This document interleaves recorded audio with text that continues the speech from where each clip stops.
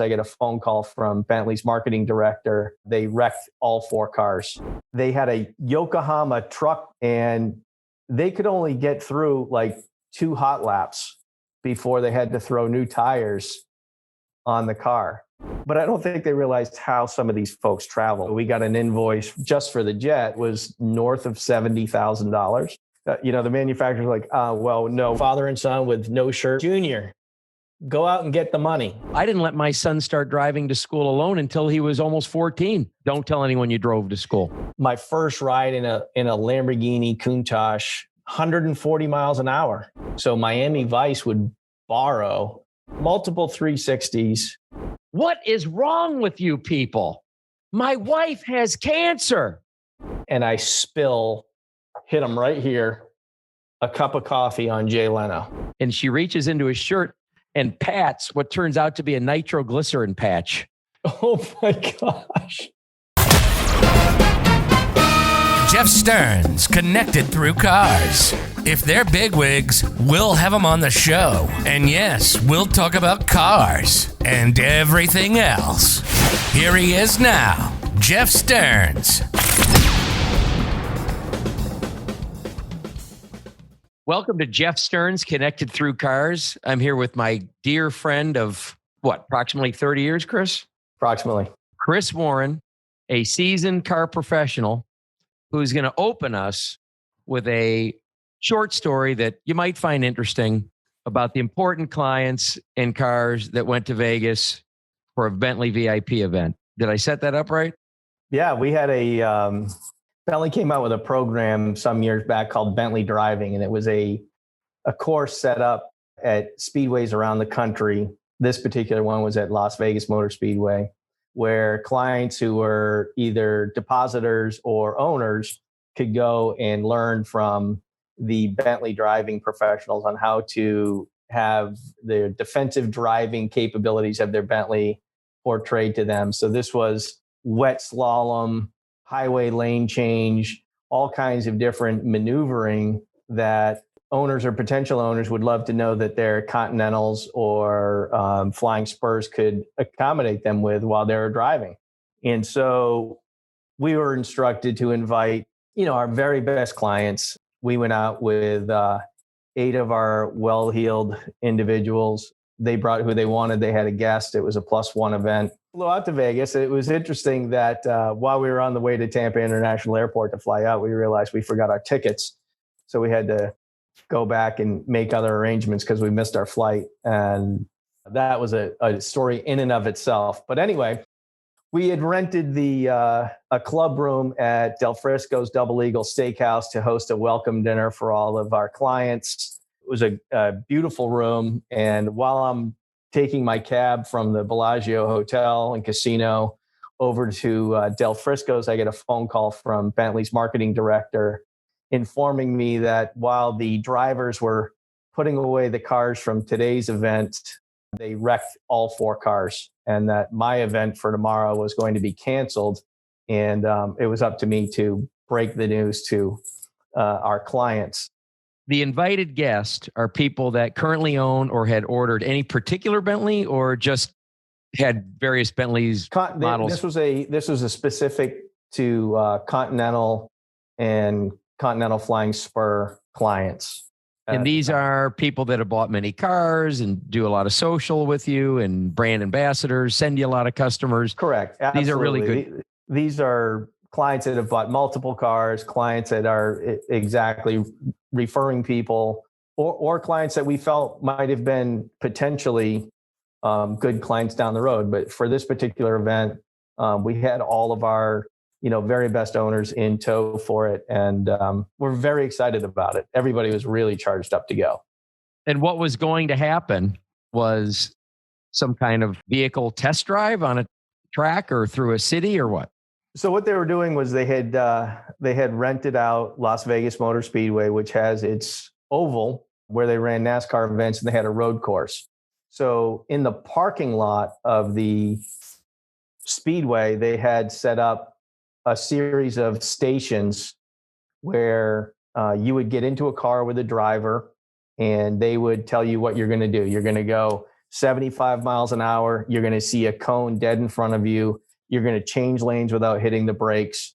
And then you're going to immediately brake or something such as that. Slalom on a wet road, all kinds of different defensive driving things. And then the fun part of it was after you finished your defensive driving, you went over to the road course where your good friend Derek Bell was taking people for hot laps in a Continental GT. So the crazy part about that, let me just share this part, was they had a Yokohama truck and they could only get through like 2 hot laps before they had to throw new tires on the car. They would do a couple of laps with you. The car would rest while they put on new tires and then the next person would go. Yeah, it was amazing. It was amazing to drive with Derek Bell. I mean, to be going around this road course in a 5,500 pound sports car, squealing and humming, and he's talking to you like he's having afternoon tea. Watch as I go into this corner, we're going to hit the apex, and and it's nothing to him. And meanwhile, I'm white knuckled with my hand on the roof. So I'm glad that you just laid all of this out, because I'm excited thinking about it. If I was invited to this or if I was hosting it, I couldn't imagine everyone talking about it and wanting to go and take their wife or take their buddy or take their kid or whoever's going. This is a big deal to a beautiful venue, and to be able to socialize with each other and be able to drive around and get these lessons and ride with this driver. Now you get this phone call. Now I get the phone call. Oh, hey, by the way, the cars are wrecked and your event's canceled. So meanwhile, I have all these influential people in town that we've invited. We've made all these arrangements.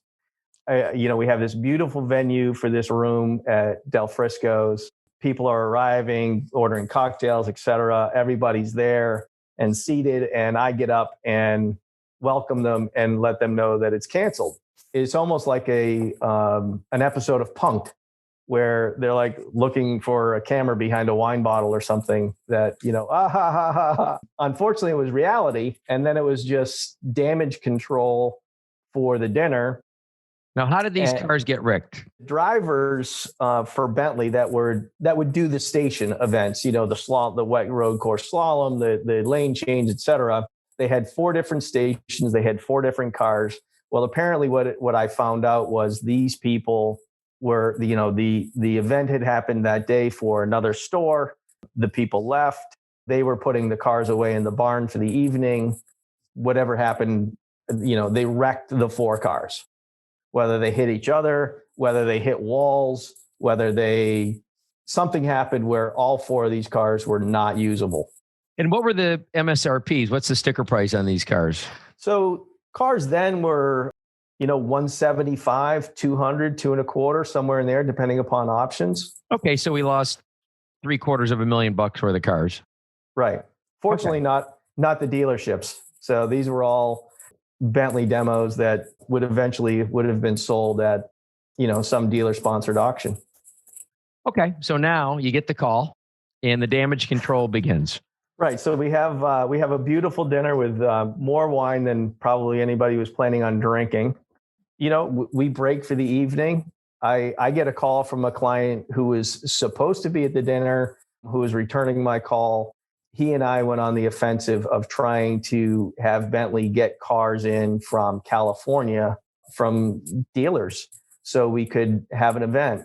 The fortunate part was our event was pushed back, I think an hour and a half the next morning, but they did eventually get cars to the venue, and we were able to get out with our clients, and they were able to have some fun. They all loved it. They all loved riding with Derek and learning what these amazing automobiles could do. So, you kind of watered down the back of it, but when they called you and said, we're going to cancel this thing, you reacted with something like, yeah, no problem. Let me just send everybody home.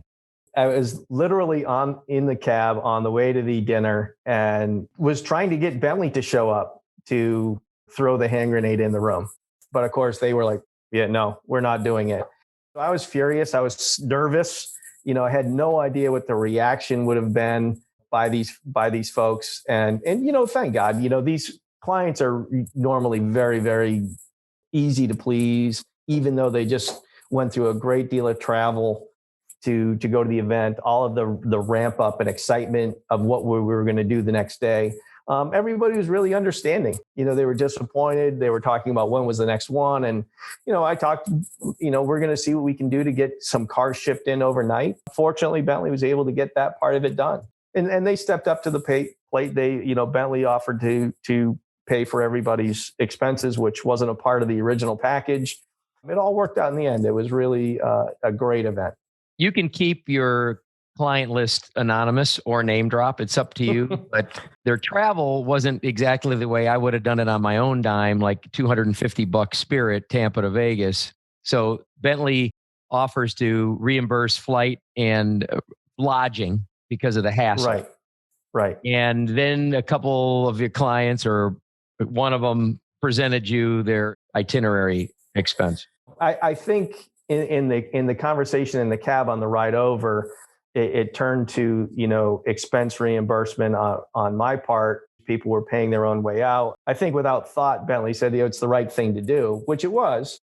But I don't think they realized how some of these folks traveled. So as we were discussing, one of my clients has a very large private plane, had sent us an invoice for cross-country travel. He stayed at the Del Coronado for a few days prior to going to Las Vegas. So we got an invoice from Tampa to San Diego. We got an invoice from San Diego to Las Vegas. We get an invoice from Las Vegas to Tampa just for the jet. And then, of course, he's not staying in a Motel 6 either. So we have a suite, actually 2 suites in San Diego and 2 suites at the Bellagio for 9 days. And it was a sizable bill. I want to say it was north of $70,000, and this is a long time. I don't even know exactly what year this was, probably 2006, maybe. So it's still a tremendous amount of money. They were, the manufacturer's like, well, no, we're not paying all that. So there was some negotiation back and forth based on the San Diego visit and so forth. They eventually did the right thing and paid for most of everybody's bills. So it was really, really worked out, thankfully. In that negotiation, was the customer difficult to deal with? Oh, yes. Yeah, they wanted every cent. It was very nervous because this particular person, extremely well known in our area of operation, very high profile. It could have gone very ugly very quickly, and I think that was part of the catalyst for the manufacturer to realize we have to find a way to pay for all this, because it could have been very damaging. That had to be a real nail biter. All this travel, all this social, all this everything, and the cars are wrecked. Now, even though you got all the reimbursement, the cars did show up and you had the track day. We had the track day. Everybody had a great time. Fortunately, none of my clients wrecked anything. It really, thankfully, worked out. Okay, well, thanks for that opener. And I'm really excited about the stuff that we talked about earlier. I mean, I'm like afraid to even mention what we have coming up, but so Chris, you're on here. I mean, a couple of reasons. I mean, the Jeff Stearns Connected Through Cars podcast is about people that I know, and we know each other kind of a little bit.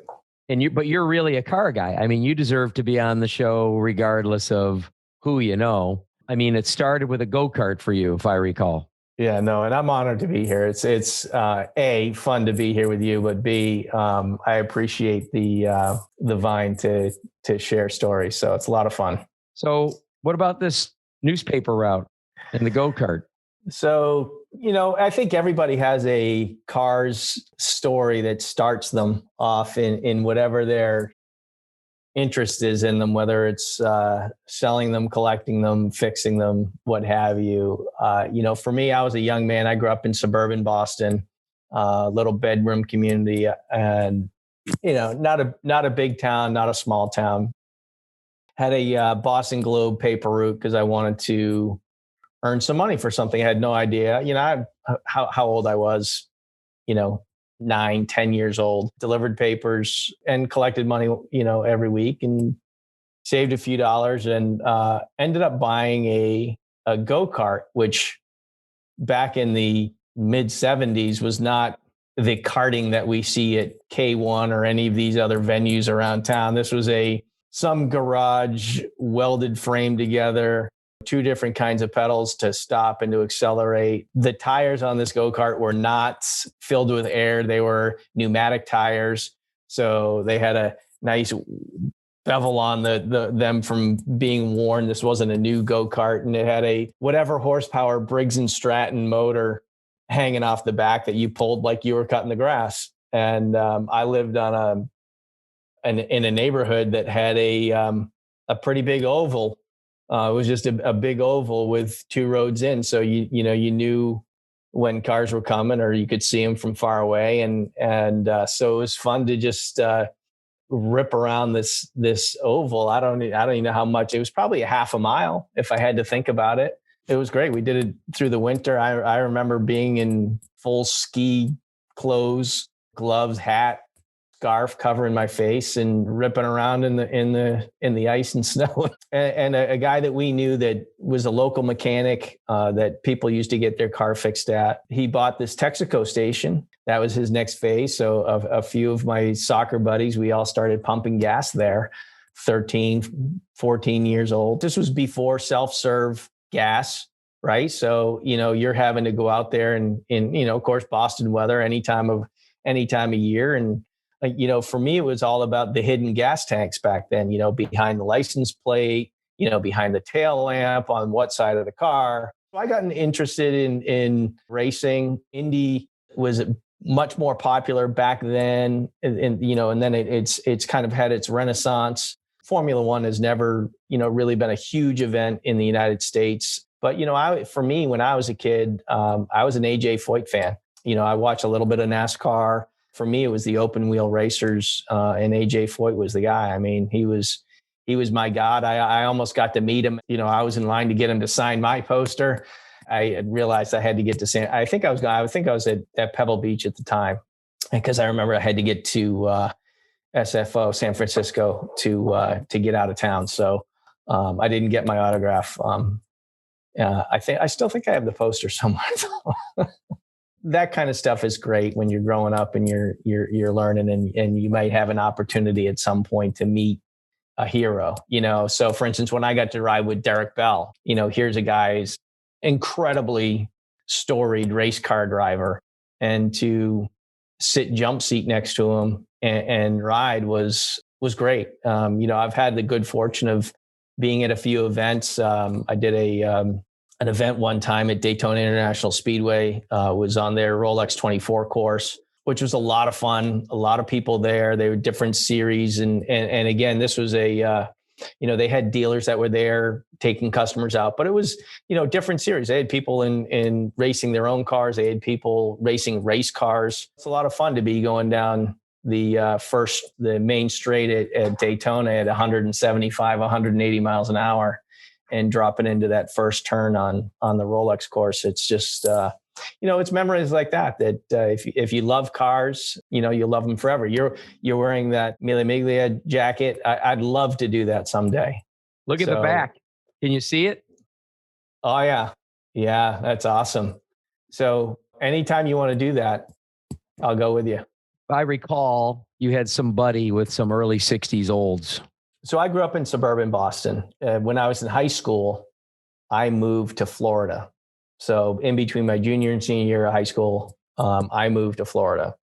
So I meet my very first friend, has a 62 or 63 Olds F85 Cutlass, which is an aluminum block motor, 3-speed on the floor, convertible. And I just, I was enthralled with that car. That was just like, here I am in Florida, driving down Gulf Boulevard and in this beautiful old car, even old for then. This is 1982 on Madeira Beach, driving in this car, going to Mad Beach Surf Shop, and I was on top of the world back then. That was a great car. I'll never forget that car. Had an opportunity to buy it for $1,500 after high school, and probably should have. So those cars. You look back at cars like that, the aluminum block cars that Oldsmobile was producing. those are sold to Rover of England. So they only ran that series for 3 years. And then, Rover of England, I think, ran them for a couple decades beyond that. So, it's those types of history things that are interesting when you look back at some of these cars that you've touched or seen. It's just great. It's all part of it. From a nostalgia standpoint, I mean, there's cars I've chased because my dad had one or a buddy had one, or I grew up in it. Right. Is a 63 Cutlass convertible a car that if you stumbled across it and could afford it and everything was right? And yeah, I think there's a lot of cars like that where my very first car that I personally owned was an Opel GT, which the Corvette. Poor man's Corvette. It was a horribly faded red car, so it was kind of like a burnt orange.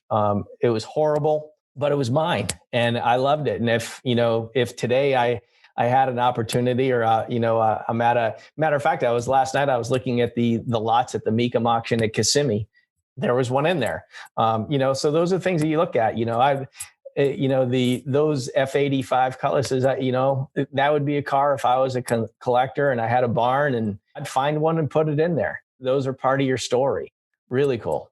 When my dad built his house, he built 1,400 square feet with a 5-car garage. That was extra deep. And I appreciated it because he lived a half a mile away and I could park a car or two. I used to put the hot rod in there and one of my Corvettes in there and whatever. But now I understand it. I really wish I had 10-car garage. Right. Absolutely.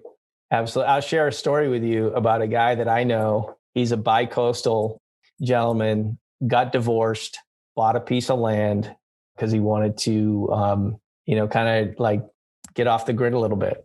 He built I want to think it's like 30,000 square foot building.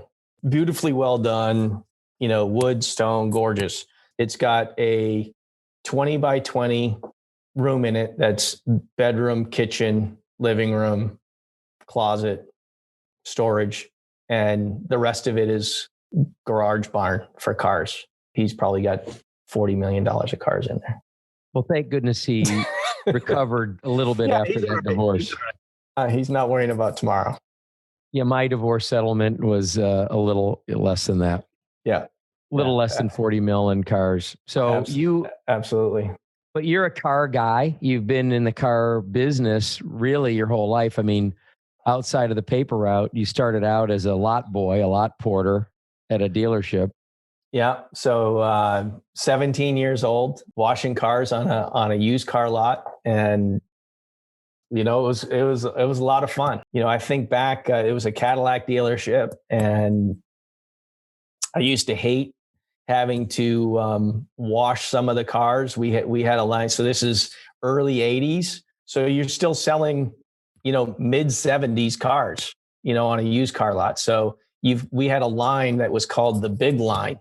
So this is a line of Fleetwood Bromes that are 40 feet long. And I remember, it's a July afternoon and you got to wash the Big Line, and, there's 3 black cars and you can't move fast enough.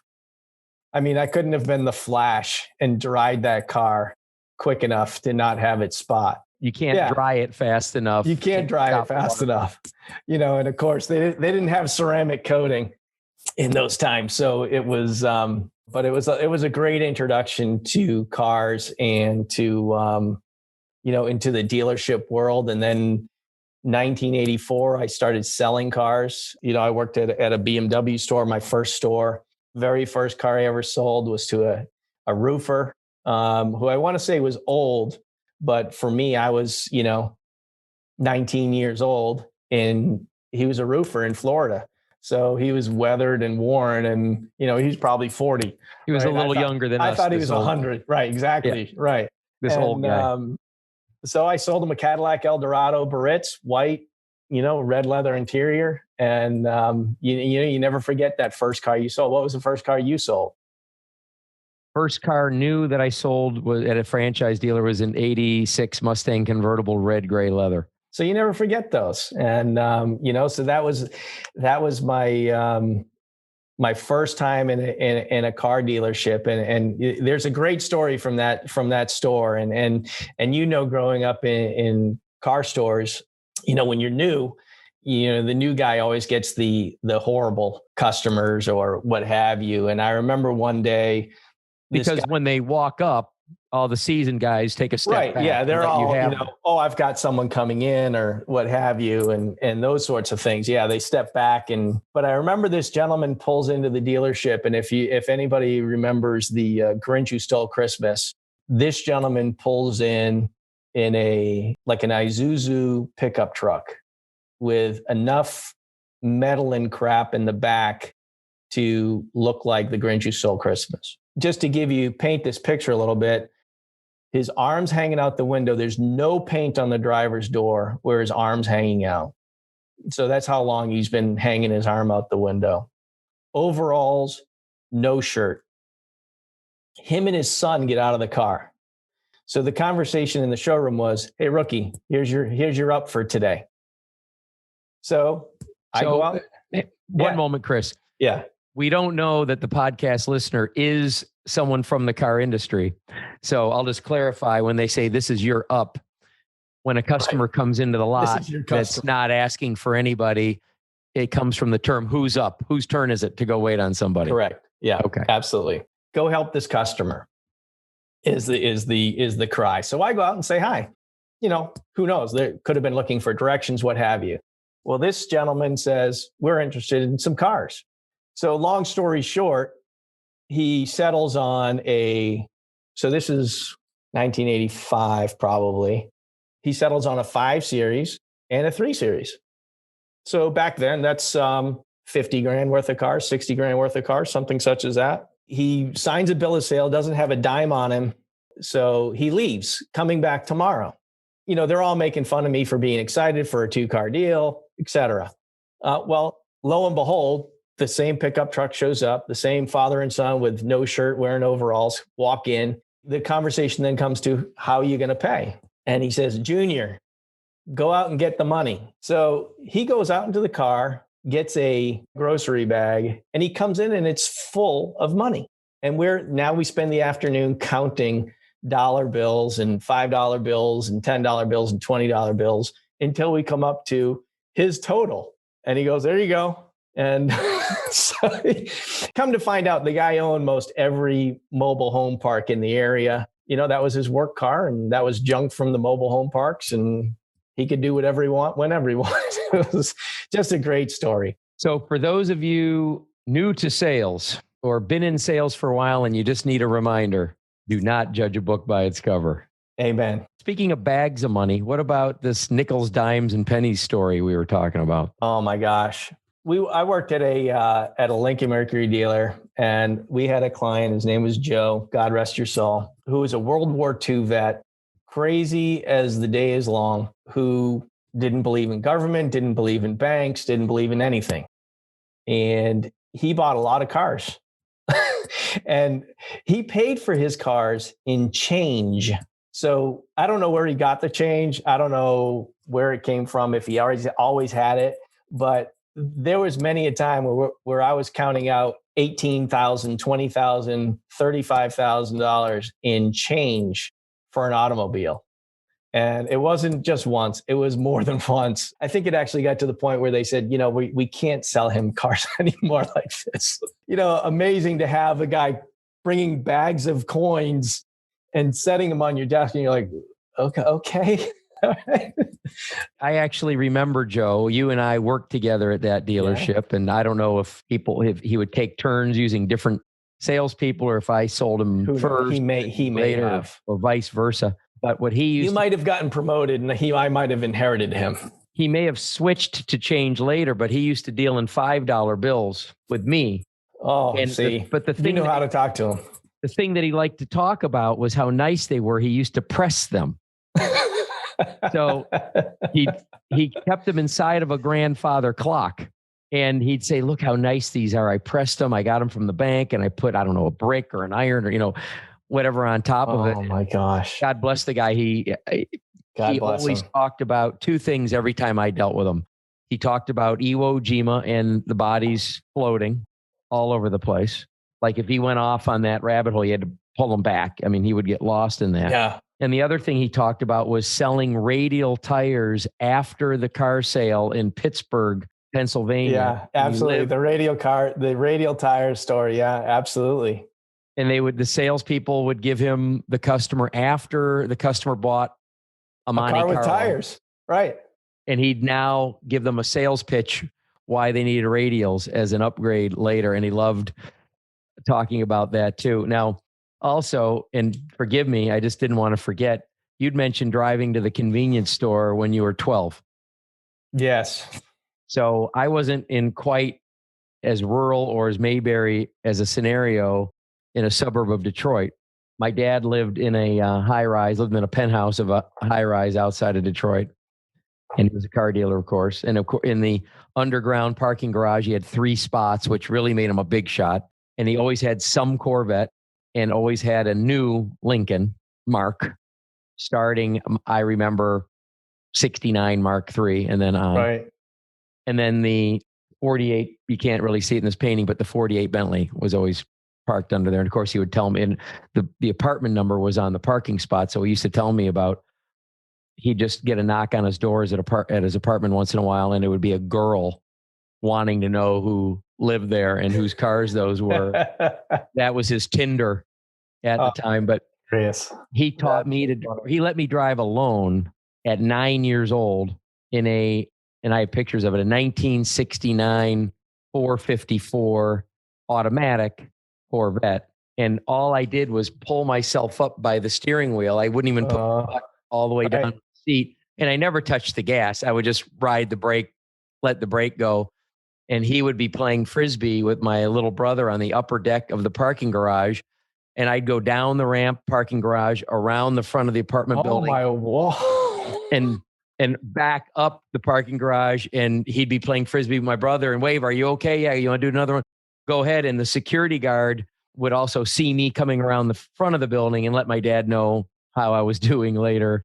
Oh, my God. I'm thinking about it now because I'm a father. Car to drive for a 29-year-old, let alone a 9-year-old. Car was burgundy with an airbrush spider on the hood, a spider web on the hood. And this was, of course, at early 70s when I was 9, right? You had matching bell bottoms. Exactly. Well, for sure. No doubt about it. So, I love my father. He certainly got me addicted to cars, but I'm thinking about it now as a father.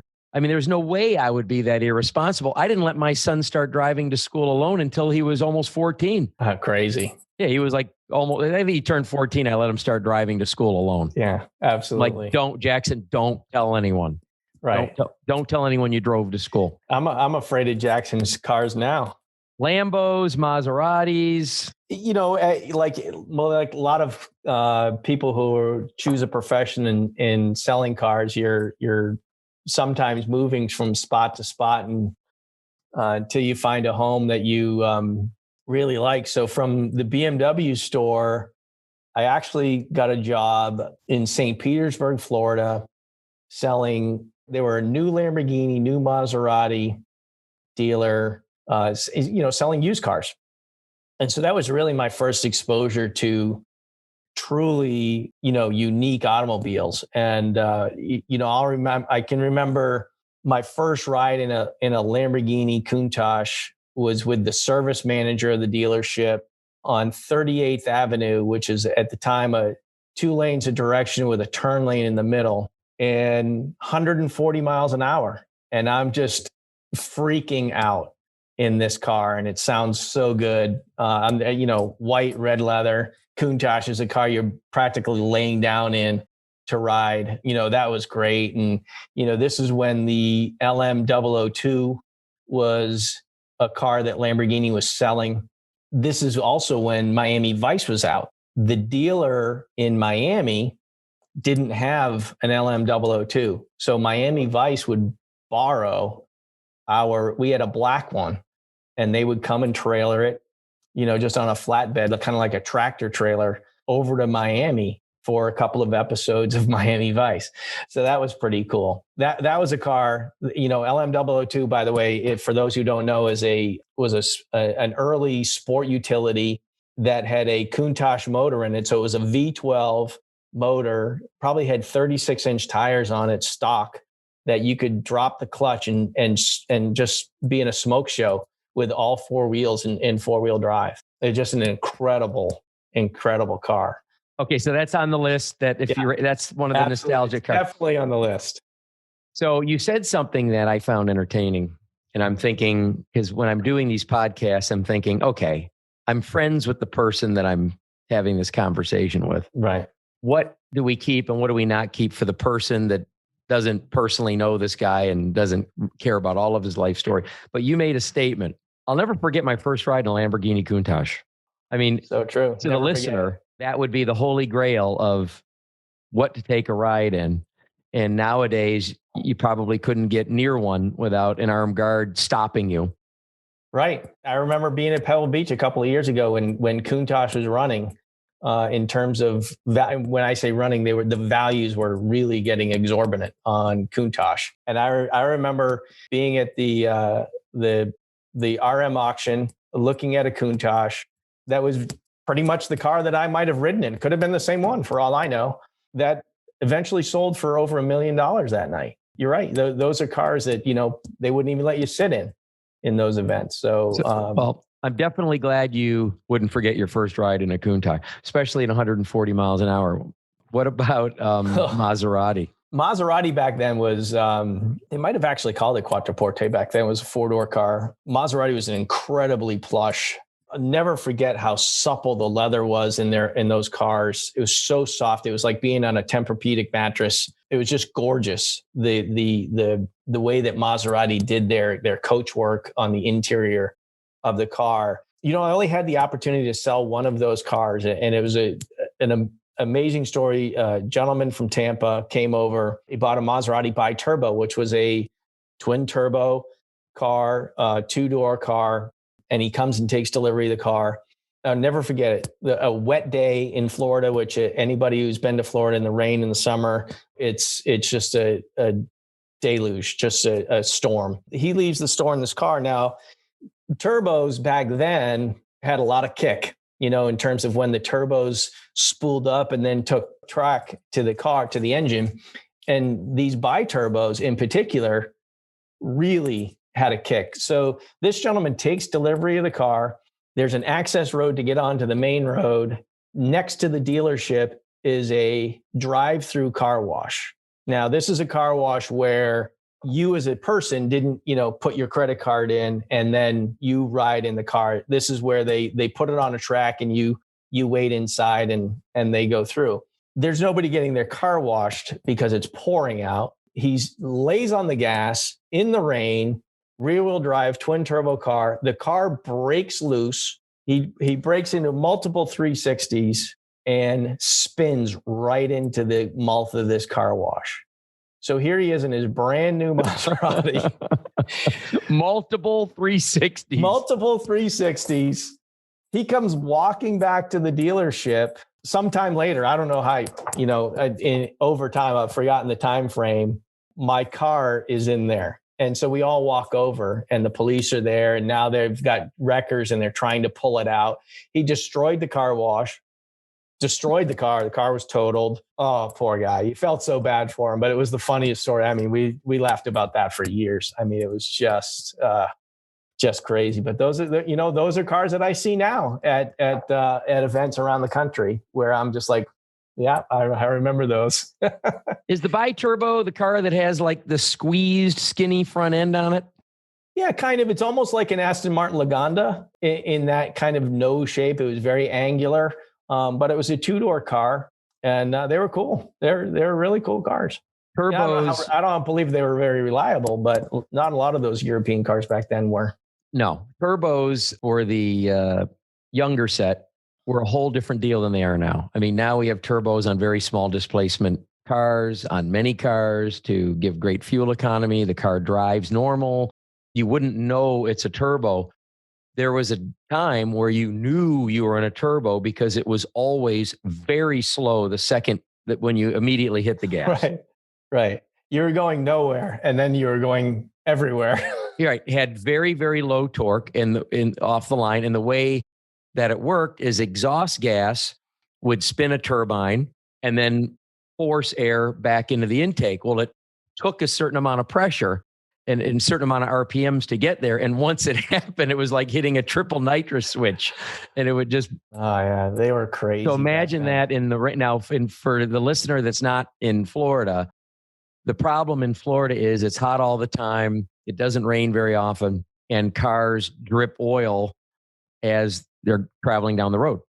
Right. And when rain begins, the oil comes to the surface out of the road, and it's like ice here.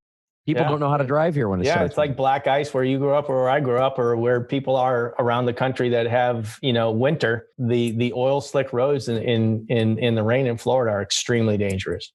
So turn on that turbo switch. That poor guy. Oh my God. He wishes they had traction control back then. That's for sure. That was a great time, a great introduction into those kinds of cars. And then it brought me to the Lincoln Mercury store where I met you, 1987, I think. Those were the times where I really learned what I was doing there. I mean, I think everybody that was employed there in the front end of the business, the variable side, the selling side, was really top of their game. So just to give Chris his street cred, this dealership was top customer satisfaction for all Ford and Lincoln Mercury stores, which was, I think, more than 5,000 stores for something like 15 years in a row, and had the highest loyalty factor, meaning on the customer survey,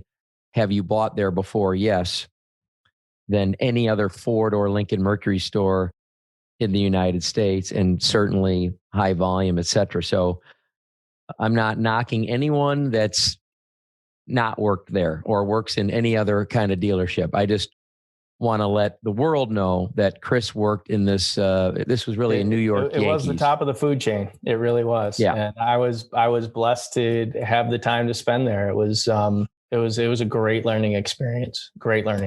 So then that dealership became one of the first AutoNation acquisitions, and we're in a heavy AutoNation county. So we're in Pinellas County, Florida. And if I'm not mistaken, there's around 40 AutoNation dealerships in this county, but that store was the first one. Yeah. First in our county anyway. Absolutely. So a lot of people. It took a 180-degree turn right then and there, unfortunately. Well, let's be clear. The first thing they did was knock down the old dark paneling, low ceiling, patched together over a couple of blocks of property buildings, kind of like your old favorite pizza place that's been there 62 years with the pictures of the Little League on the wall kind of play, and put up a multi-million-dollar new facility with service parking on the roof, and immediately cut volume in half, if I'm not mistaken. Yeah, easily. It was trying times. I think there was a lot of people who were working there on both sides, in all facets of the dealership, sales, service, body shop, et cetera, that really were heartbroken over, that family that we had all worked at. I mean, there were people there for, correct me if I'm wrong, 30 plus years. Oh, there were people there near 50 years. Harvey Bickle. Yeah. So, I mean, it was a great family culture, and it was just, again, it turned into a corporate store, which is fine. There's a lot of great corporate stores these days, but back then there was none. And it was a new environment for a lot of people. And so a lot of us, we migrated to a dealership in town. A lot of us moved on. And I just want to give a tribute to the owners, because Steve Carlisle is still around if he listens to this.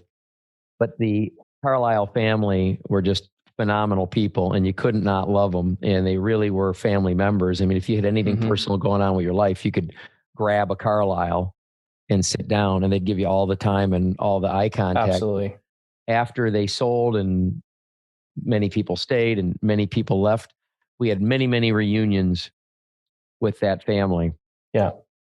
And there's still people there today that you and I worked with. One of the greatest of all time, Don Naja. I mean, what is he, 90-ish? He's got to be. Still selling around 20 cars a month. Still number one. Yeah, he's a machine. God bless him.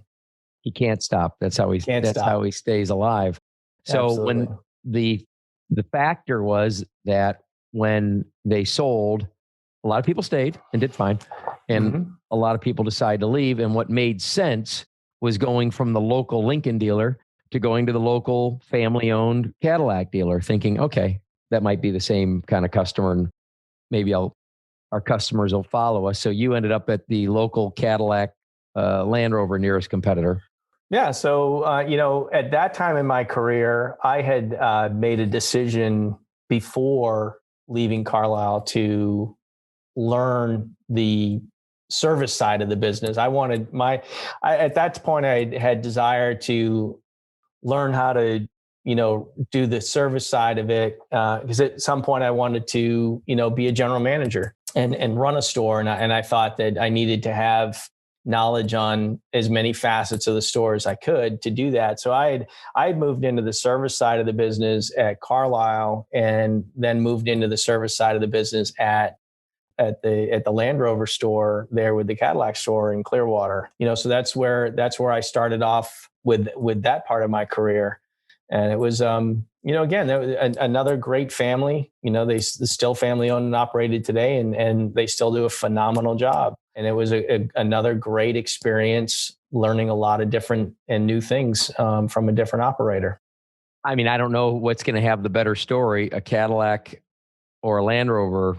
Well, I'll tell you, there's one Land Rover story that's pretty good. And I didn't have any operation in the Cadillac side of things, but well, at that store, and we worked there together also, I remember a situation in the showroom, and this involved Cadillac. As you know, I'm very much into the science of selling and the art of selling, and I try to take it down to the molecule, and I try to train, and I had a process, a protocol that when you served a customer figures, so this means that once a customer asks for a price on a car, price for their trade, a lease payment, something, one of two things have to happen.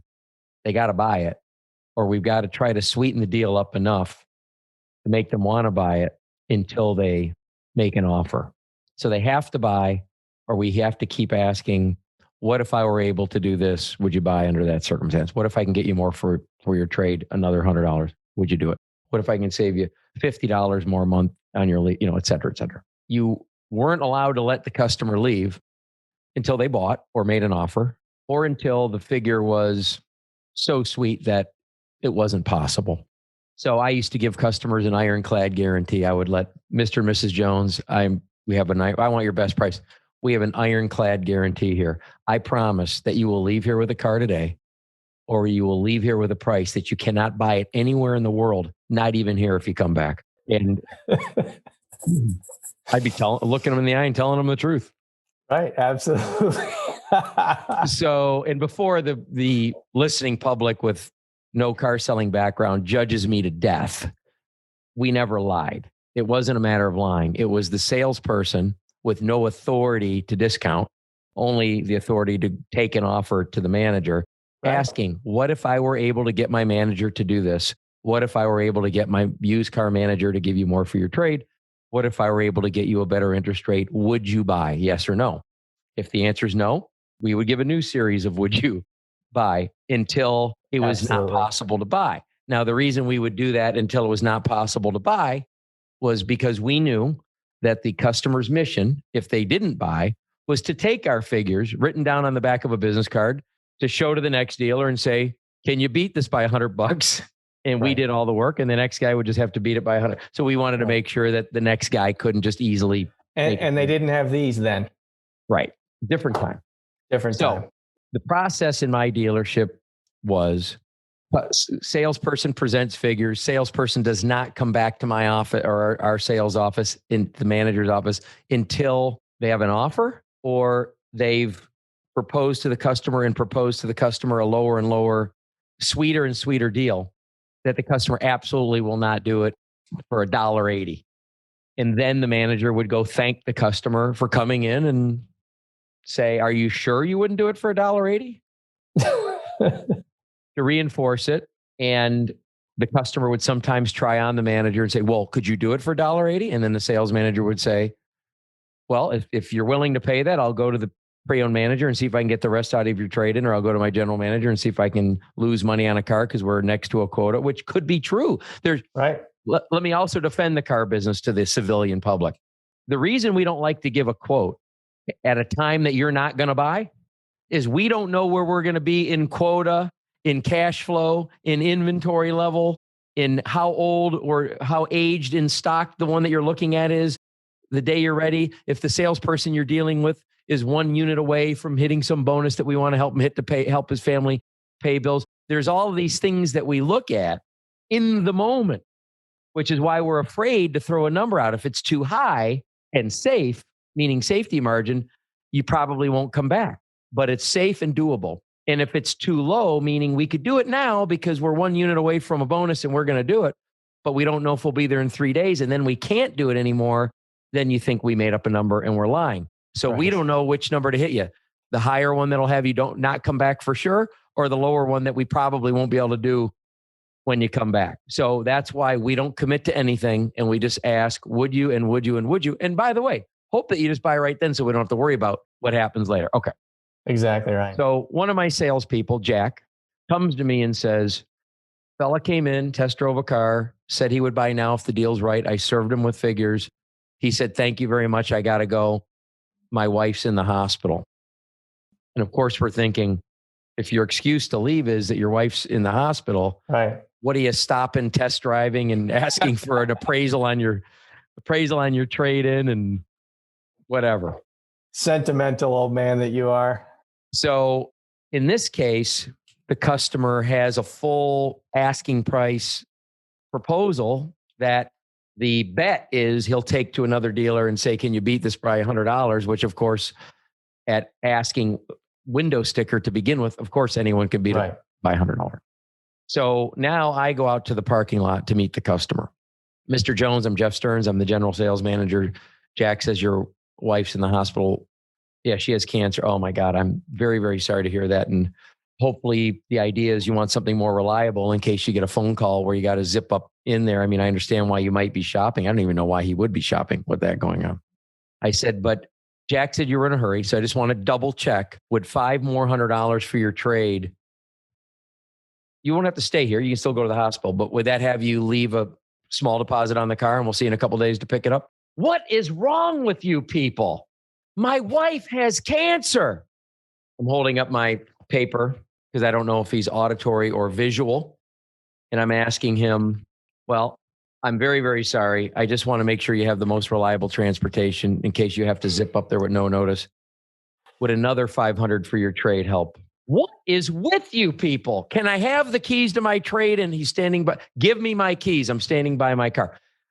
Jack, go get his keys. Mr. Jones, would 500 more help because of the mental anguish and what we put you through and our insensitivity? If I only did it for that reason? I don't understand you. What would that do to my payment? I gave him a rough calculation what I think it would do to his payment. He said, yeah, let's do it now. And he comes back in. Oh, yeah. Well, and that's just it. You know, again, for the car buying public, there is the enjoyment and sport on their end as well. So, you know, I think we've all had, for those of us that have been on the selling side of a desk negotiation with a client, have had, you know, just an unbelievable story. I'll never forget. I had a client, husband and wife. We're negotiating on the car, just as you've described. I was a salesperson. I wasn't a manager.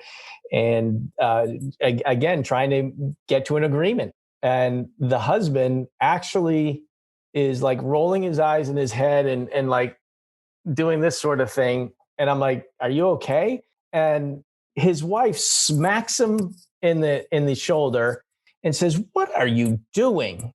And he says, I'm having a stroke. And he's still doing it. And she yells at him and says, "Just write this young man a check." And that was it. Did the stroke go away? Yeah, he immediately was stroke free and, wrote a check for the car. Yeah. Okay. I'm going to get off this tangent. And, of course we can go for hours. This is the Chris Warren show tonight. But at my first franchise store, Ford store, I had a couple, a husband and wife, nicest people in the world, adopted me as their grandkid. We pick out a car. It's very low friction sale. Everything's going swimmingly. And the guy turns on me in the middle of I'm getting paperwork ready. I think we're done negotiating. And he turns on me and gets double nasty. And I'm worried. I'm worried they're going to walk out. We've been together 3.5 hours. We're getting, I'm envisioning that I've made a sale, right? It's exciting. I mean, for those of you that sell or don't sell, I mean, if you sell, that it's just fun every time you sell something. And if you don't sell, this is what draws a lot of us into it. I mean, it's definitely like playing a sport. It's fun. And the wife reaches into the guy's shirt. His top couple of buttons are undone. And she reaches into his shirt and pats what turns out to be a nitroglycerin patch. Oh my gosh. On his chest. And he's like, "Oh, okay." And he, goes back to Dr. Jekyll. Oh my gosh. And I got a few of those patches I need to pass out. Where do you get those? No kidding. So I'm now leading into an exotic car. Right. And I mean, unless some story comes to mind, I know that you've met some famous people. I think you had coffee with someone out in Pebble. Yeah. So, we became a Rolls Bentley Lotus dealer back in 99, 2000. So the brands were married together. Rolls Royce and Bentley were all built in crew at the time. That was my first venture out to Pebble Beach.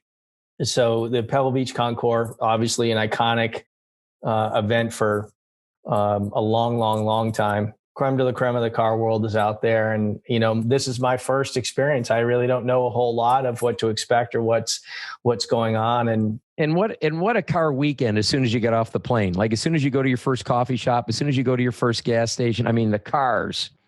Exactly. I mean, anybody that's, whether it was then or now, Pebble Beach, like a lot of these events has turned into an over a week event. Back then it was pretty much a weekend, 3 days if you were hanging out with buddies to go golfing.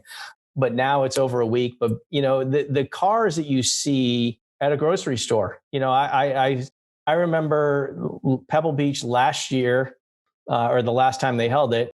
I was leaving a restaurant for dinner. It was, 11:30 at night on this quiet side street. There's a McLaren F1 underneath a pine tree with pine needles being dropped on it. This is a $20 million car, no security.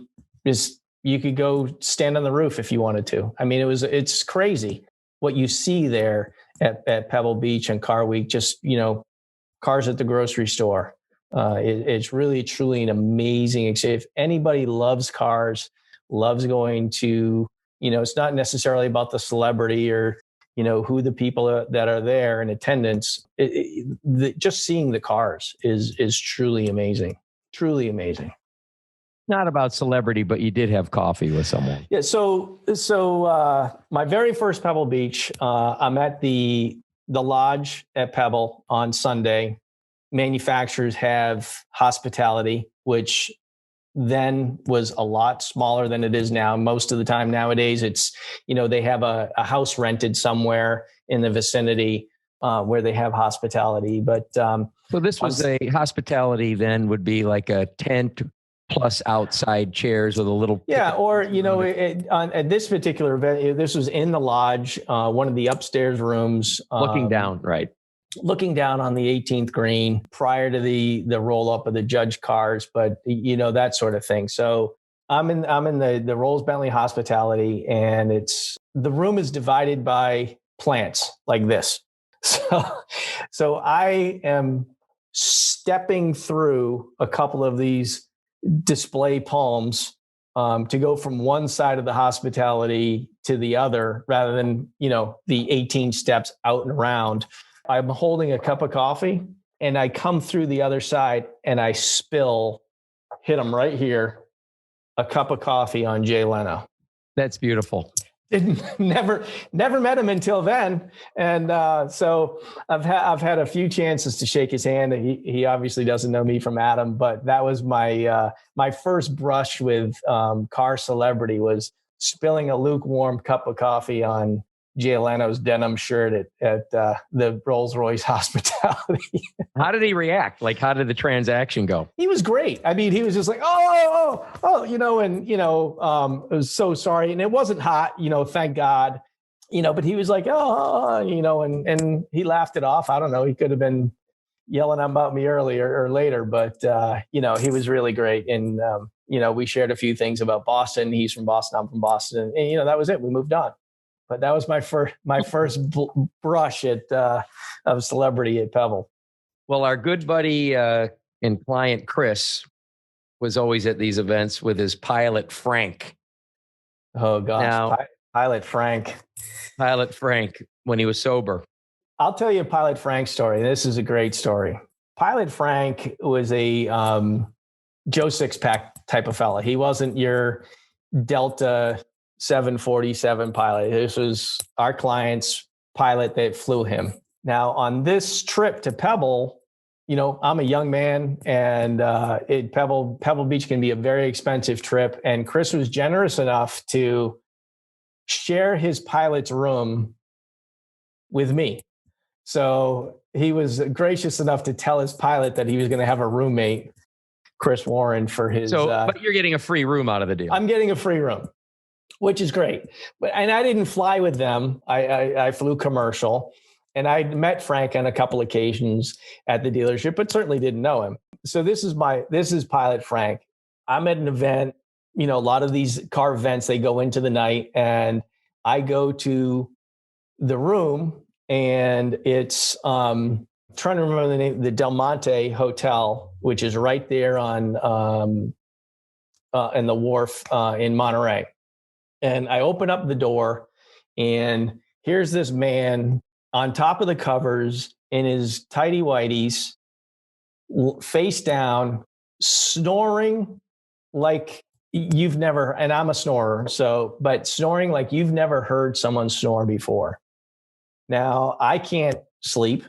Fortunately, our little room had a balcony that was out on the boulevard, so I get the two little aluminum chairs that are on this balcony, and I cover all the cushions with the cushions from the sofa inside the room. And I grab my blanket, close the doors behind me, and I'm sleeping in the beautiful, splendor of Monterey in August, which was probably 50 degrees out. Who knows?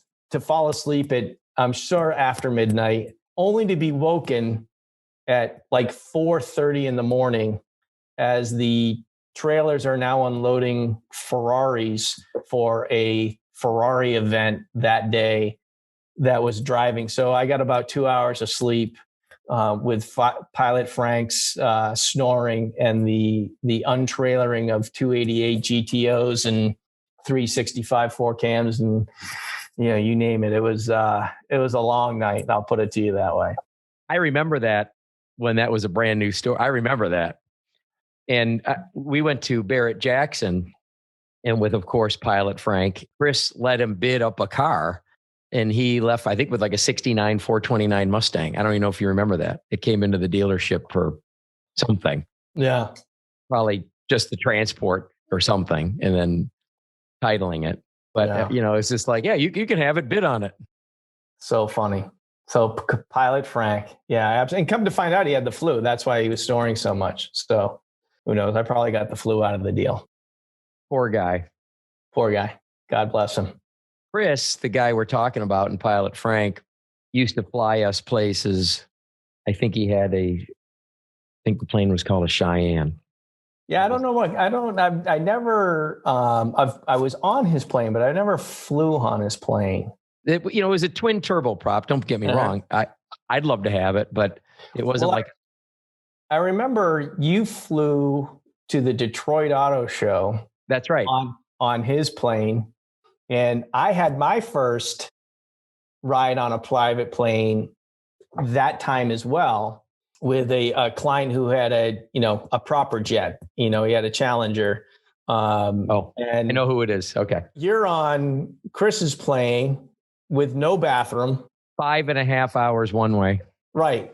Because you're facing the headwind, and I'm having cracked crab on Gucci China or some designer China on this plane. And it really, to have the experience. And now I've had the experience of flying private on a few occasions, not a lot, but enough to realize that if you're goal setting at any point in your life, to get to the point where you can be flown on your own plane is definitely a goal to set. I mean, that there's no other way to travel, in my opinion. That really is an incredible thing. I remember, if it's the same guy, it's a Challenger. It was probably the same guy. Invited us to Bahamas to gamble one night, and it invited my father. Yeah, absolutely. And he would fly. He was a basketball fan, and he would call you at 4:00. Hey, I'm going to a basketball game. Do you want to go? And you're thinking it's local.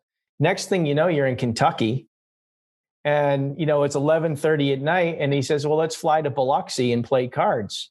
And he's like, "I have to work in the morning." Well, I mean, speaking of that, we're at Atlantis playing blackjack, and he took us to dinner prior.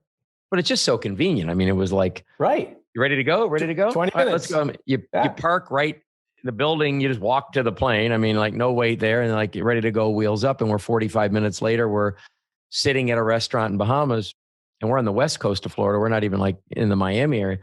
And I remember the thing you said about going to work. Well, first of all, we had to get a special limit on the blackjack table because my dad and I were $10 a hand. And if things got lean, we could drop the $5 a hand, and a big bet would be $25, right? Right. And so that's the limit table that we need to go to. And he needed to be at 10,000 a hand. Right. And he actually, the casino accommodated us and gave us a $10 to $10,000 limit special table so we could all sit together, since it was that's awesome. Thing. I'm glad that they did that. It's a whole nother world. And, you're exactly right. I remember sitting you pull up in the van to get on the plane in the hangar in Detroit, and it's 5:00 in the afternoon, and there's 35 commercial jets getting ready to take off. And I'm thinking to myself, we're going to be here forever. And the pilot pulls out of the gate, and you're in the air. I mean, you just got carte blanche to take off. It's just an incredible way to travel for sure. I do remember being at that card table and saying to him, I got to be at work in the morning. It's like 11:00 at night. And, here you are in Bahamas. You got to be at work in the morning, like 8:00. Right. And it's 11. He says, okay, then let's go. And he calls the pilot. So the pilot knew we were coming. We took a taxi or a hotel limo or something to the plane. From saying I need to leave at 11 to being in my bed in Clearwater, Florida from the Bahamas was about an hour and 15 minutes. I said, I'm playing cards at 11. At 12:15, I'm in bed. Unbelievable. It really, so Chris is right. If you want to aspire, then, we don't have to go through your entire resume. Yeah. But you were in the Ferrari business.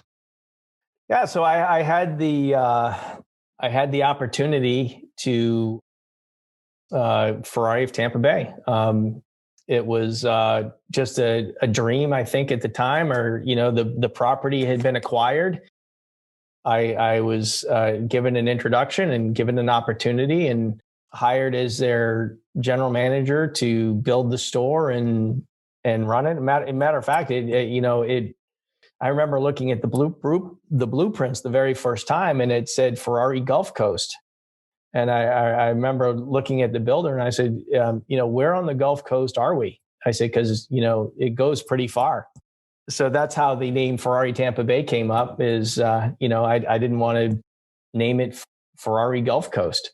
And so that was a really great experience. Labor of love, hard times. Building a single point franchise from the ground up. There's things that I learned that I'd never forget, and it was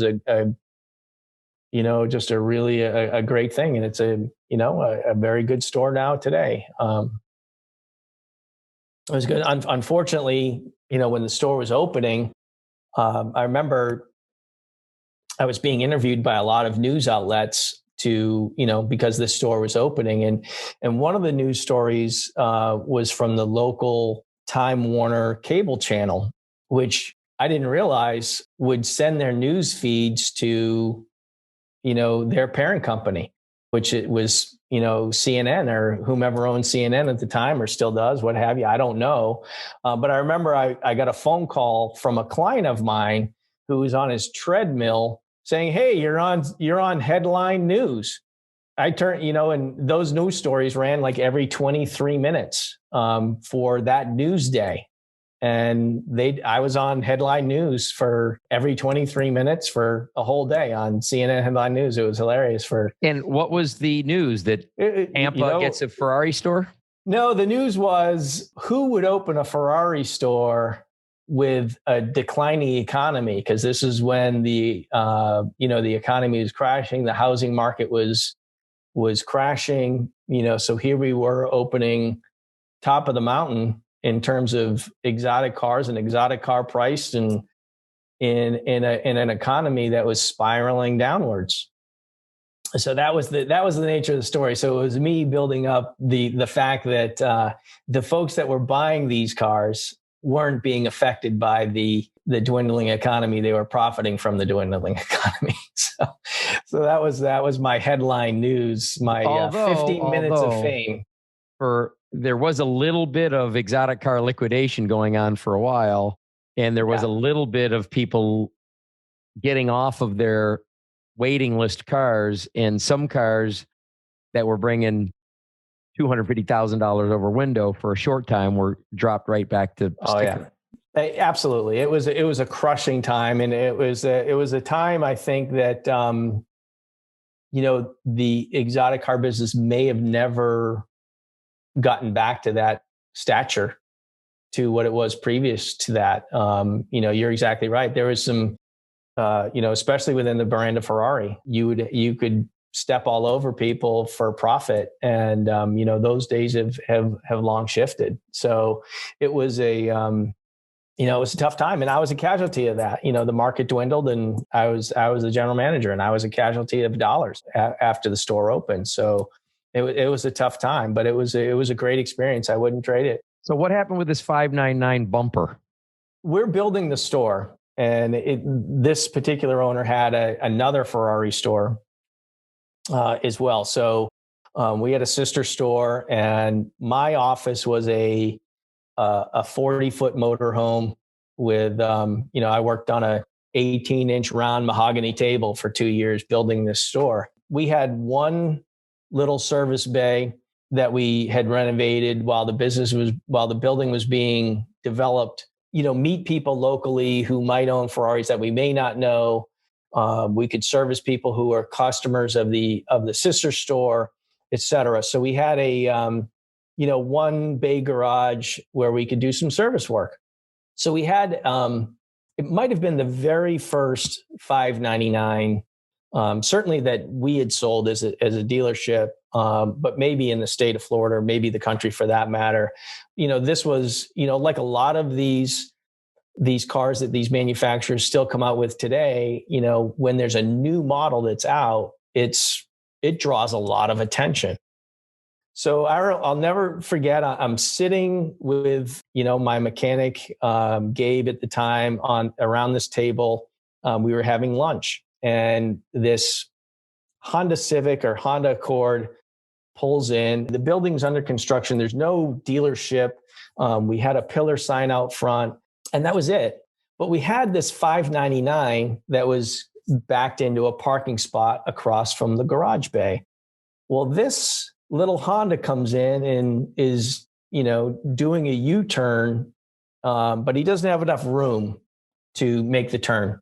So he throws the car in reverse, and he actually backs into this brand new 599, which nobody's seen. And we, of course, our hearts jump to our throats and we run out of the coach. This kid, there's a crack in the bumper cover.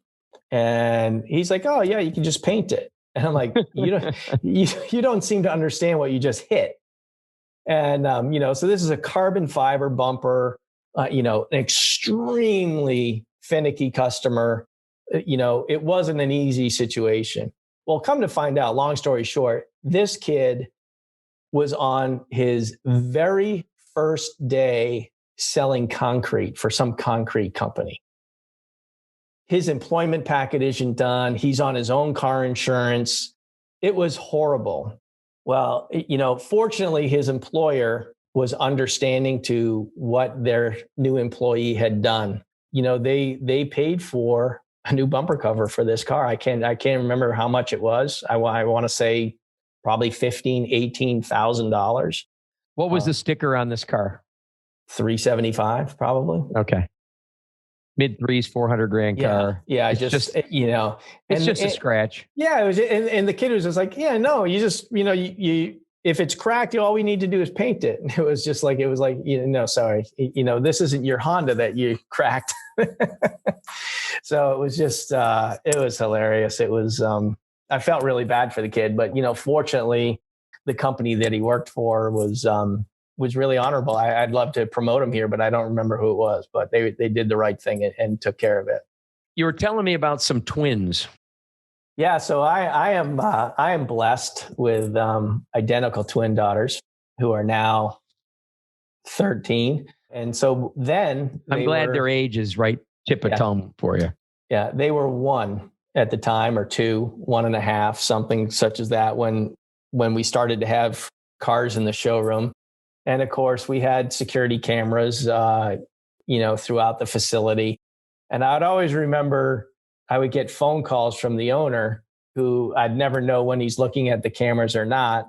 And he would call me and he says, oh, your kids look so beautiful, so cute. Please don't let them touch the cars, because they were, they'd running around the showroom. It was, coming to see dad at work. So the twins, don't touch the cars. It was a great time. We had a lot of fun for the time that we were there, for sure.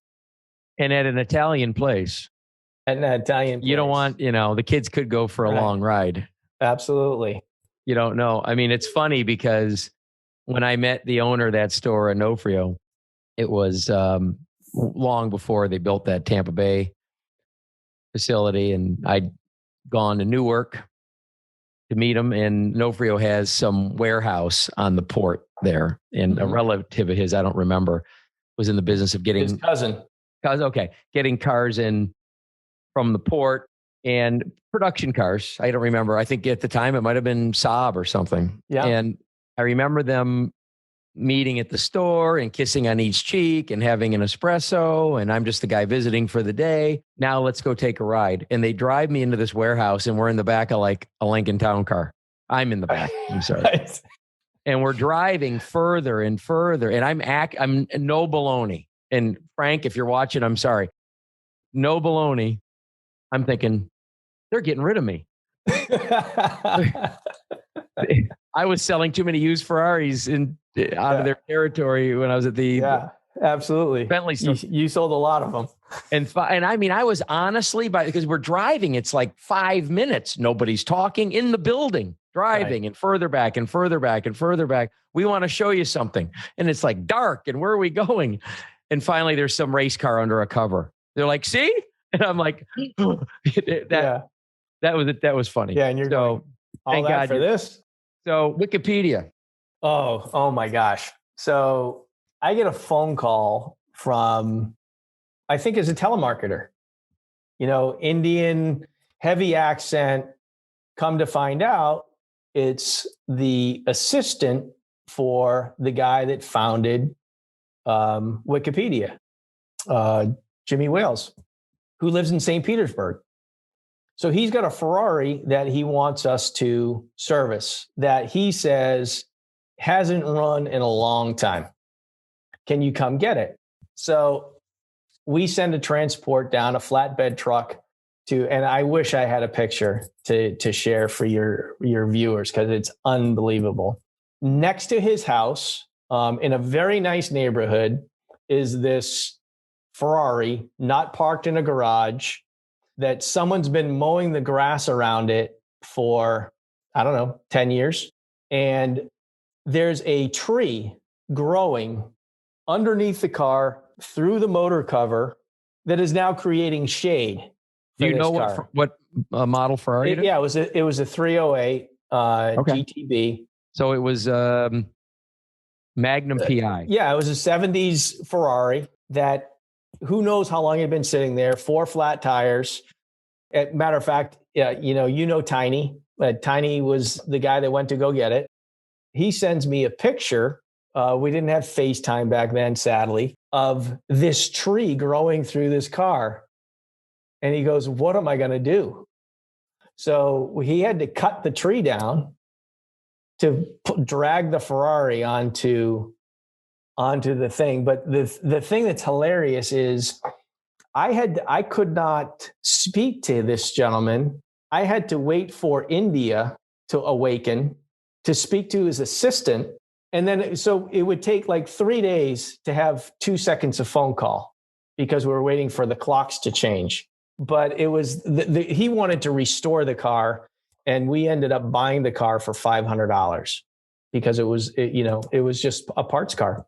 And, you couldn't restore it. It was unrestorable. But it's just a great story, to have, Wikipedia and having to call India in 3 days to get a yes or a no. And the tree growing through it. I mean, it was just, unbelievable. Ferrari customers are some of the most unique customers that I've met over the years. I remember a client would buy a new convertible in Florida where it rains a lot in the summertime, who would never put his top up, just drive faster. And so you would get a car back in a year or 18 months that usually needed an interior, but the top was perfect. It was always under the boot.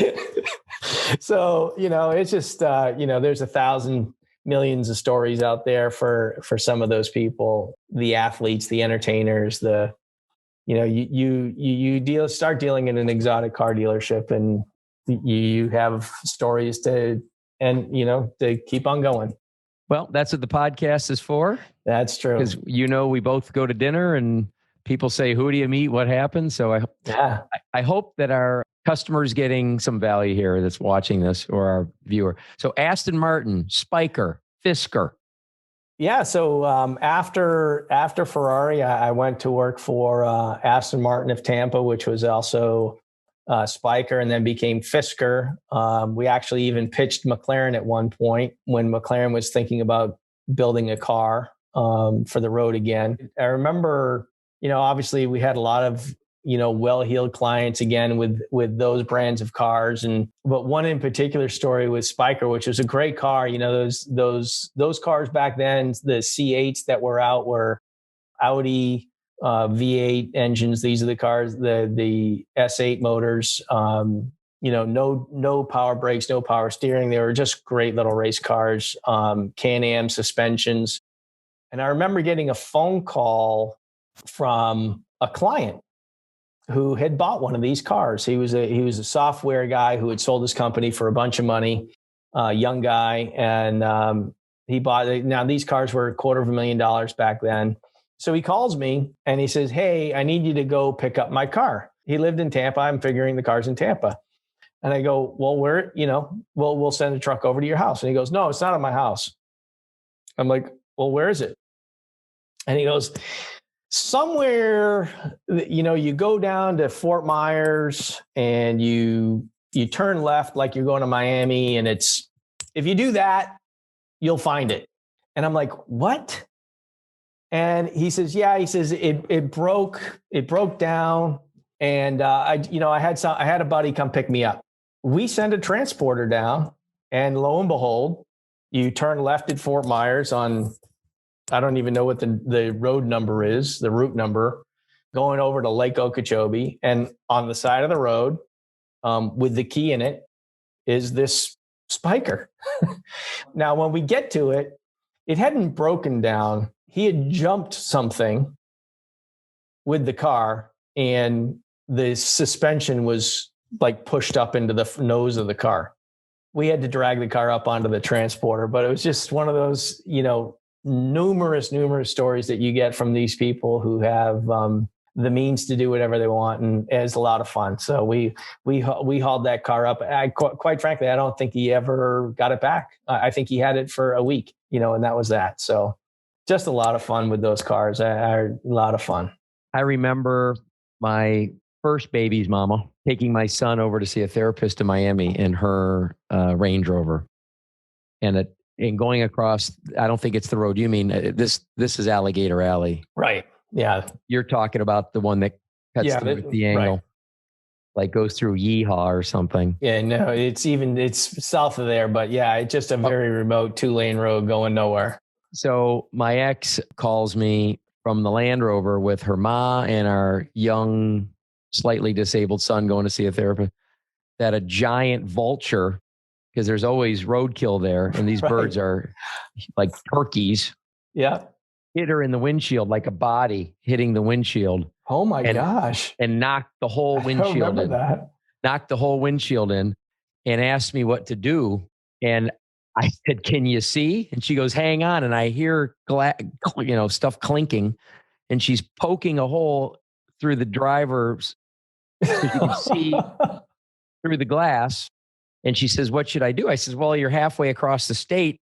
No sense turning around. You could sit there for hours while I send someone to rescue you. You're under an hour from Fort Lauderdale, wherever that lets out. Just go where you're going. Tell me where you are. Get a hotel." And Ron, our transport driver, the one who used to take our 3 cars in the 3-car haul to all of the events, I asked him, would he come pick up I don't know what kind of car, some traded in used car, to zip down to her. So within a half hour, he was on the road. 5 hours away. She was under an hour away, but 5, 6, 7, I don't know. She had the replacement car that night, and he brought back her. Oh my gosh. I don't know. When she drove with wind in her face. So refreshing. Yeah. So refreshing. So with glass splinters, they thought when she checked into the hotel, she had glitter on her face. So you'd mentioned McLaren, that you guys at Rob Elder's place at the Fisker, Aston Martin. Yeah. You were trying to get McLaren, but I think you traveled for that, didn't you? Yeah. So there was rumor. We heard rumor, having been with Ferrari and knowing some of those guys, there was rumors around that brand that McLaren, who hadn't built a road car since the F1, was now thinking about developing a road car, which, that came out to be true, the MP412C. We had contacted McLaren to, I reached out to them and talked to them about the Tampa market. Their whole vision of McLaren was, Miami, New York, Beverly Hills, Houston, Texas, Chicago, Illinois, maybe 6 stores would cover the country, and that's it. I gave them demographics, talked to them about what we had done with Ferrari, talked to them about, what we had done with Aston Martin, the used cars that were, being bought elsewhere and resided in this area. And, a lot, really opened their eyes to the fact that there's a tremendous amount of interest in the cars in the Bay Area. So Sarasota, all of that sort of area. And we get them to take a pitch. So Rob and I flew over, and they had a beautiful little setup for us at this little country manor house, which is for those of you who don't know, a little country manor house is some guy's former castle that they've turned into a bed and breakfast. So we get shuttled from Heathrow to Surrey, England, where McLaren is based out of. And, we check into this nice little castle, and the next day we get a tour of McLaren, and just an incredible experience. I've been to McLaren a couple of times now. But that very first time, being walked around, showing, they have their Boulevard of Champions, which is where they have all of their racing trophies. They switch out cars that they have there, and it's just an incredible facility to visit. That was just a really great thing. And we made our pitch in the afternoon for the franchise, which sadly, Rob didn't get, went to another bidder. The great thing about the manor house was Rob and I finished our pitch, went back to the manor house to flying out in the morning, first light out of Heathrow. So we're, I don't know what the drive was, but we have our dinner and we go back to our rooms. Now I have the worst case of food poisoning that I have ever had in my life. You are so fragile. You've seen me fragile. Yes. And we won't get into that, but I'm literally, it's just horrible. We get picked up by a driver in the morning, it's Mercedes E-Class or something, weaves in and out of the traffic to get us to Heathrow. Like he's, AJ Foyt, he's just racing us, and I'm green as I could be. And Rob's like, Rob was great. He's like, you're going to be okay. You're going to be okay. And we get to the first class lounge there for Virgin at Heathrow, which is spectacular. People are getting haircuts and massages, and all I want to do is curl up in a ball. Rob's like, you want some eggs? He's just joking with me and stuff. But the great part of that was, the silver lining in that horrible evening was we get on the plane and we're flying, first class, back to Tampa. He says to the flight attendant, my friend here is so sick. These English house mothers were so attentive to me. They made my bed. I hadn't even sat down yet. So they lowered the bed, they lowered the seat, made it in, turns into a bed. They made my bed up. They got me, they laid me down. The one flight attendant actually was like rubbing my head while I was trying to fall asleep before we even took off. So I took off. I was sound asleep when we took off. Did he try to get your phone number after? Well, it was a great time. But it was just, it was a great customer service experience. And I'll tell you, I have flown Virgin many times after that based off of that customer service. So, but that was a great day. It was too bad that we didn't get the McLaren pitch, or the store, but it was a great experience to be able to do that. It was a lot of fun. So, and that brought me to where I am now. I'm the Southeast Region Sales Manager for Premier Financial Services, and have been here for 8 years now going into my 9th year.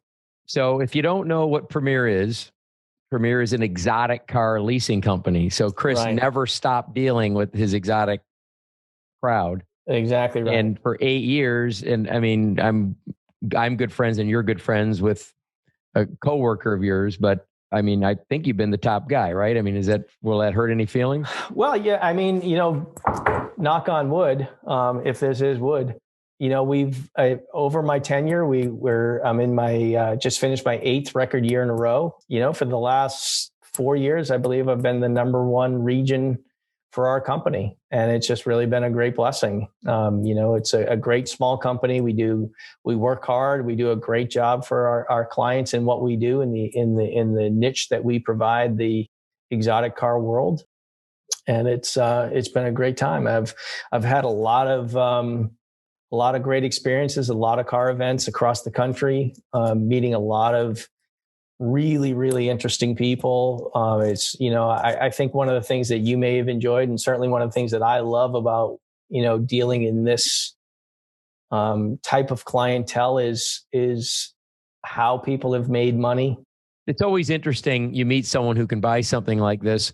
We're dealing with them, but we can't necessarily buy something like this. Right. And you like to figure out or learn, what did this person do? Yeah. Of course, I wouldn't know how to have an Alzheimer's care home or make the aluminum slides for carnivals, being the guy who takes the school photos, speaking of Challenger jets. Right. I invented the question mark. Yeah. Yeah, no, it's, the guy that invented gutter guards and, all of those things. And, it's just seeing the jet exhaust muffler. Yeah, exactly. Exactly right. It's those sorts of stories in interesting ways that people have bettered the world or changed the world or, have made their fortunes. I know people who have billions of dollars, who have multiple jets. And, I know people like me who don't. So we try to help everybody the same. So the interesting thing about what we do as an independent private leasing company, we're the nation's leading independent lessor of exotic cars. But these are millionaires, Chris. Can't they pay cash? I mean, like, why would they lease? And that's the thing, so you start dealing in Toyota Corollas and you're talking about $5 in a monthly payment because the guy has a cable bill that's due. And you're exactly right, Jeff. You start talking about a guy that has multiple jets, multiple homes, makes millions of dollars a year or a month. And why in the world would we want to borrow money? And it's really about the use of funds. It's about that cash flow. And it's about them knowing the benefit of their money working for them in another venue, whether it's an investment or a business or something such as that, where they understand if I pay X percentage of interest, I'm earning 5 times that, 10 times that on a monthly basis. And it makes the most sense. It's really amazing to see the people of immense wealth who get that picture and really understand the concept and how it can help them. I remember. Mm-hmm. Yeah, go ahead. I think of it that it's a way that you can really legally rob your business, because a lot of these people run the lease payment, $1,000, $2,000, $5,000, $8,000, whatever the payment is, through the business. And then they have a chance to buy the car out personally at the end for the end of lease value. Sure. It's there's a lot of different ways where you can, again, have your cake and eat it too, if you will, where, as you said, if you're expensing your payment pre-tax dollars, which means that you're paying it through your business and it's showing up as an expense on your corporate return, you as a business owner are paying income tax on your net. So if you're a 40% income tax earner, while you're still enjoying your Ferrari, your Lamborghini, your Bugatti, your Pagani, your what have you, you're able to then save 40% on the time of your ownership. It's a huge advantage. And we as a private lender, we don't report to someone's personal credit. So if you're using your debt to income for other opportunities, having a car of significant value, not report, can be a huge benefit for somebody. But also then, having the cash flow advantage over conventional financing or some of the other ways to pay for a vehicle can be, again, it can open up revenue streams for an individual are more valuable for them than what they're doing. So it really is a significant way for people to take advantage of tax code, take advantage of different reasons or benefits that they may want to exploit for themselves. Everybody has a different financial picture. So it's just reality, and it's not a shoe that fits every foot, but it's a shoe that certainly should be explored to see if it does fit. I was at a hotel having dinner in Monterey with a friend of mine. I'm sharing my story of my travel the next day, my 3 flights that I have to get from here to here to here, this layover, that layover, to go from Monterey to Tampa. And I hear this billowing voice from across this restaurant. If you can stay an extra day, you can fly with me. And I look over, and it's a guy that I know who has his own jet. Fortunately for us, we rent a house in Monterey for a week at a time, and we had an extra day. And so I was able to not take my 18-hour 3 layover, bargain basement flight back from Monterey, and flew on this man's very nice plane the next, and had an extra day to kick around Monterey. So yeah, it's not too bad. So as their finance guy, I mean, you're their lease guy, you're their finance guy. I know you give them car advice and stuff, but I know, I mean, you can't break privacy here, but I know that they've got to give you some bank statements. They got to give you some tax returns. They got to give you some proofs. Are you jaded? Does none of it move you at all? Or do you once in a while see when that even now has you say, oh my God? Yeah, no, I mean, it's, I think that the longer you're in this side of the business, you have your joy every day in whatever it is. But there are times when, you see a guy that, makes $1 million a year or $1 million a month, and you're going, oh my gosh, they're incredibly wealthy. But I'll never forget the largest tax return. This is a 1-year earnings for a gentleman was $164 million. And that's what he reported for income. So I don't know what is really earned that particular year. And I will let you know that he's a multinational. So that was his U.S. tax return. Okay. But really, if you think about it, I mean, I don't have my calculator out, but that's only 13 or 14 million a month. I mean, how do you got to worry about dinners, I guess. Interesting cars that you've leased? Because, I mean, people listening to this probably are geeking out on the car piece. 250 short wheelbase California. I remember I was at... what's that, late 50s? Late 50s, early 60s, $12-15 million. Delahaye's, there's a lot of cool cars. I remember I was at the RM auction in Pebble Beach, and I get a text message from a guy that I know, and he says, "Are you here?" Well, I'm where I am. Where are you? And he says, "I'm at RM. I just bought that 63 Lusso." And he says, I think I want to lease it. So he bought a $3.5 million car on a, oh yeah, that car's nice, I'll buy it. Then he decided that he wanted to not pay for it all. And so we, he walked to the back of the room and we worked out some numbers, and, we sent RM auction $2 million in the morning.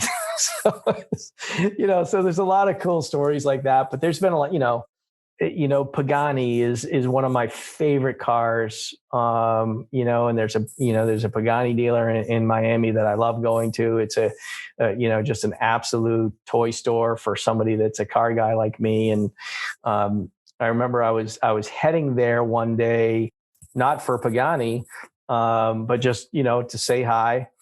Like a lot of door-to-door salesmen, you're going in with something. And so I pulled into a Dunkin Donuts not too far away to, bring a couple dozen donuts for the guys at the store. And, so you're in a normal parking lot in Miami at a Dunkin Donuts, and a brown Pagani pulls in next to me.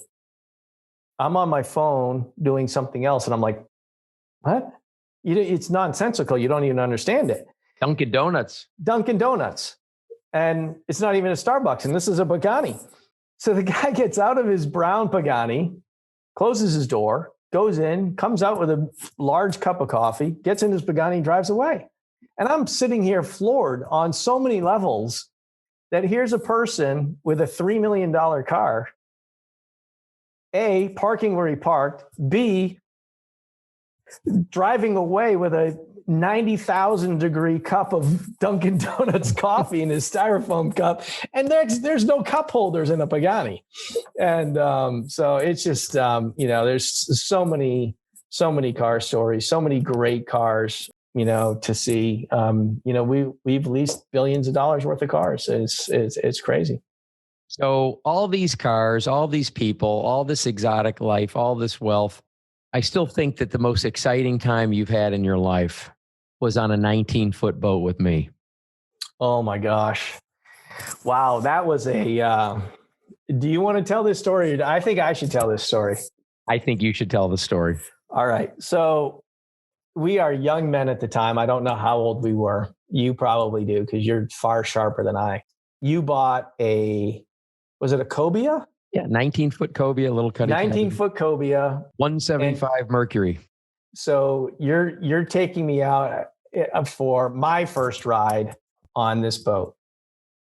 And I tell this story much better standing up, but I'm not going to stand for this.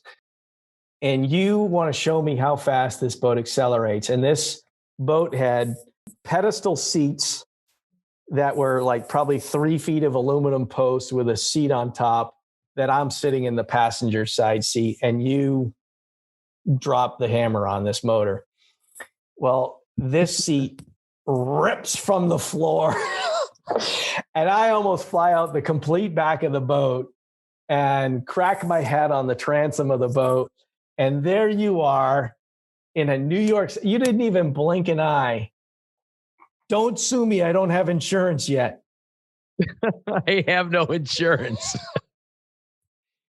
Yeah. But you know, like 97% of injuries go away immediately if the guy doesn't have insurance. And thank God, you know, knowing us back then, we probably weren't feeling anything anyway if there was a bone sticking out of me. So we had a lot of good times on that boat. I remember that very well. But yeah, that was great. That was a great story. Is you know, how about not are you okay?